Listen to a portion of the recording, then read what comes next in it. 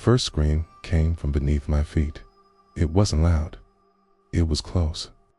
The sound rose through the floor like a breath from a mouth that had been waiting for me. I froze in the hallway of my childhood home. The lights flickered once and settled into a dull yellow glow. Dust hung in the air. The house smelled like old wood and cold earth.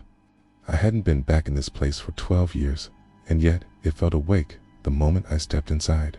The realtor had said the house was empty. The neighbors had said the same, but they avoided my eyes when they spoke. That should have been my warning. Instead, I unlocked the door and walked in with a box of keys and a head full of memories that felt safer than the present.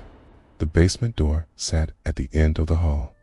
It was smaller than I remembered.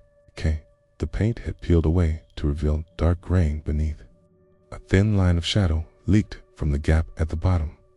The air near the door felt colder, pressing against my legs like shallow water. I told myself the scream was only old pipes. I told myself houses make noise when they settle. Still, my heart beat hard enough to make my ears ring. I stepped closer. With each step, the floor creaked in a slow, uneven rhythm. It sounded like footsteps following mine. I placed my hand on the door. The wood felt damp, not wet, but warm. Pulled back as if burned. The warmth lingered on my skin. When I was a child, my father forbade me from entering the basement. He never explained why. He only said that some places were hungry. I laughed then. I did not laugh now. The scream came again. This time, it said my name. The sound crawled into my head and wrapped around my thoughts. It sounded like my sister. She disappeared when I was 10. They never found her. I opened the door. The stairs descended into a darkness that felt thick and heavy. The bulb at the top flickered and revealed stains on the walls that looked like handprints smeared downward. The smell grew stronger, earth and iron, and something sweet that made my stomach twist. I took the first step. The wood creaked inside. The air moved upward as if the basement was breathing. Each step down felt longer than the last. The light above dimmed until it was only a pale circle far away. At the bottom, I saw the floor. It wasn't concrete. It was packed soil. Footprints covered it. Some were old and deep. Others were fresh. I heard whispers all around me. Not words, but sounds of fear and regret. The walls pulsed gently, as if they had veins. I turned slowly and saw shapes pressing outward from the dirt. Faces without eyes, mouths opening and closing in silent cries. I tried to run back up the stairs. The steps shifted beneath me. The staircase lengthened and bent. The light above vanished. The door slammed shut with a sound like teeth snapping together. The basement was alive. The soil beneath my feet softened, pulling at my shoes. I staggered forward and fell to my knees.